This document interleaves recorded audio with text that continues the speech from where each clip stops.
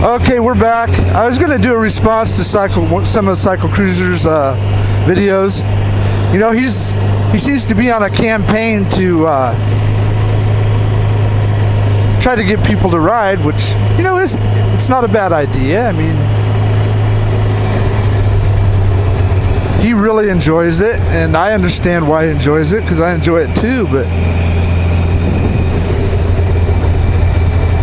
there's other ways that people find their zen or their form of meditation, a hobby that they really like.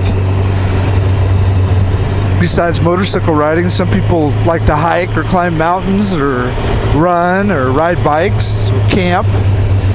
I think all those things are similar. I just encourage everybody to find something to do, and the thing I like about bike riding is you get to see a lot of country, you know.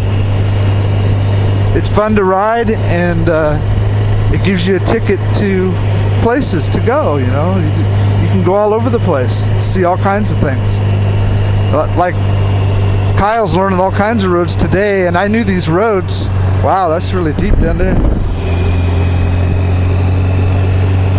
But even close to his house, I knew roads that he didn't know. We took some roads today that he'd never been on, not very far from his house. So we should be coming out by Eagle Rock.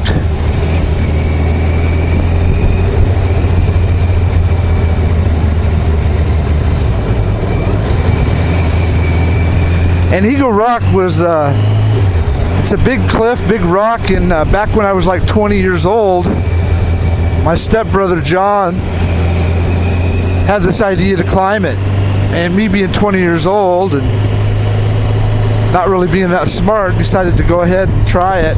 We had no climbing gear. We had no business being up there without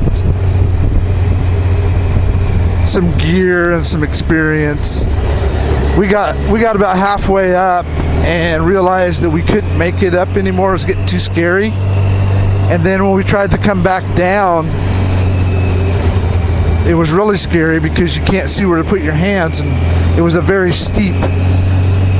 It wasn't straight up and down, but it was steep enough that if we would have started falling, I don't think we could have caught ourselves. I think we would have fell a long ways, probably would have killed us. And it was scary, and I'll never do that again.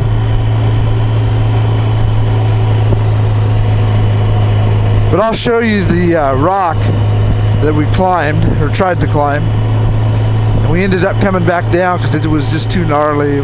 We were stupid for even doing it. But bad decisions make good stories, don't they? John had a camera with him and he took a picture, and I got a picture of it somewhere, and the highway looks super tiny and small from where we're at. And it's not the camera either, it was a long ways up there.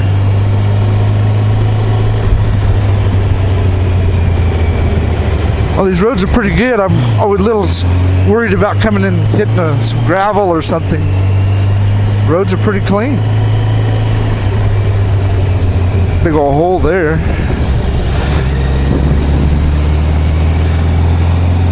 Yeah, this bike does a little bit better. There's a grouse right there.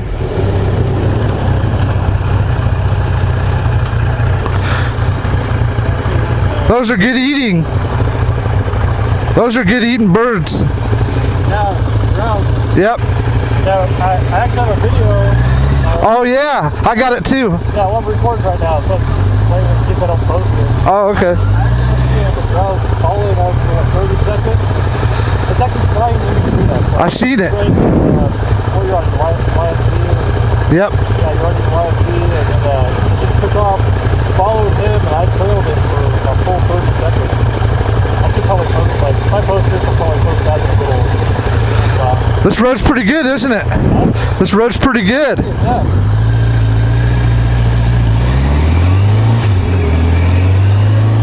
Way smoky though. Wow. You know, the wind's been blowing a lot. I guess he was talking to his camera, not talking to me.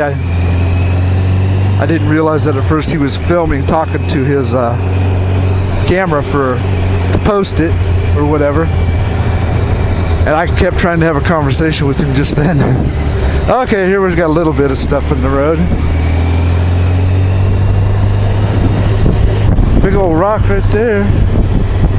It wouldn't be, I wouldn't be surprised to see a cougar or a bear or deer, anything up here. This is a pretty remote area. One good thing about having Kyle with me, if I did, if I came around the corner and lost it, broke my leg or something, at least I wouldn't be up here by myself. And I seriously doubt if cell phones work here. And as you can see, we haven't met anybody.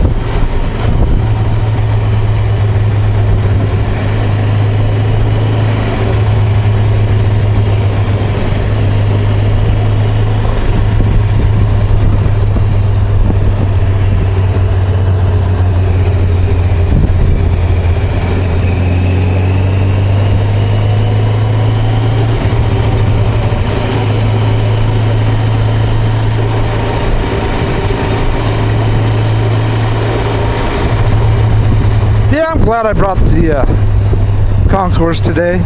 I want to see if that rear end's going to leak anymore. It doesn't seem to be.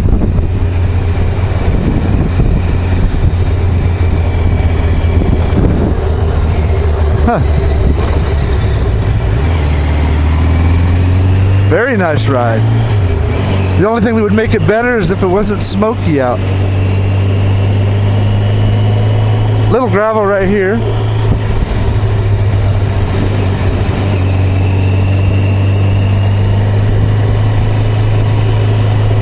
So what road is this? Well, we just took the South Umpqua Falls Road and just kept on going straight and followed the signs. And we're headed towards 138.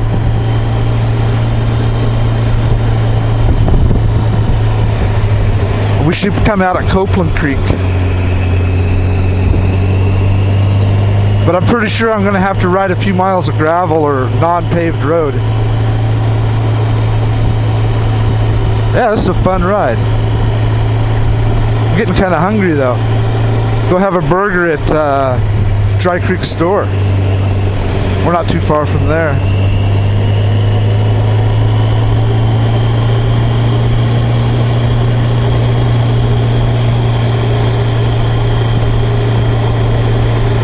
You can see some moss here on the sides. You know that this road gets a little mossy when it's wet. It's wet up here a lot. Most of the year this road is probably wet. If not from rain, from dew. It snows up here. French Creek.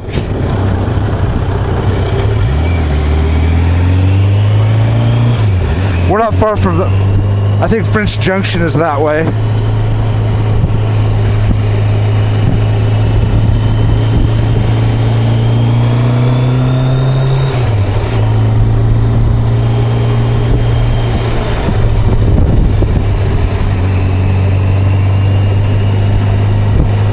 Yeah, this bike's a little more nimble than the Voyager, but really not that much. The Voyager surprises me. As long as you don't have it loaded down with a bunch of weight, it's pretty nimble too, and it actually corners pretty good. And I haven't scraped anything, like foot pegs or anything, so it actually has pretty good ground clearance. It doesn't look like it would be a good cornering bike. And it does tend to do a little bit of wobbling sometimes, but it's nothing too serious. I've come to get used to it.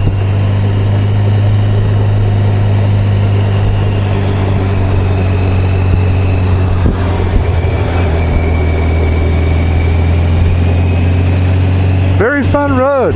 No traffic, no gravel. It's not terribly bumpy. It's better than cycle cruisers downtown Ohio. Where's he from? I can't remember what town, Detroit or where he's at in Ohio, but the streets he rides on are worse than this. And this is out in the middle of the woods. Oregon's got good roads. That's one thing I could say about Oregon. They got good roads.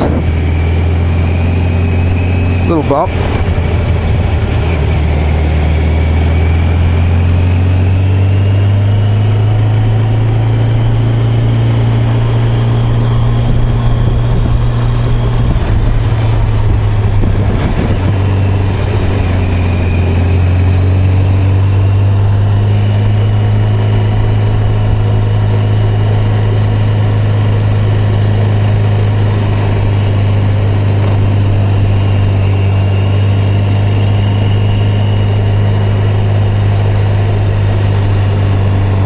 yeah, these corners are fun. Be fun on a supermoto or a little lighter bike. This bike weighs a lot. I think it weighs at least 600 pounds. It's only about 100 pounds lighter than the Voyager.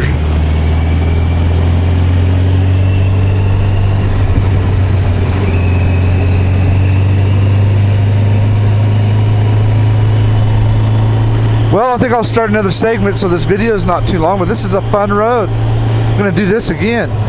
Later, tube.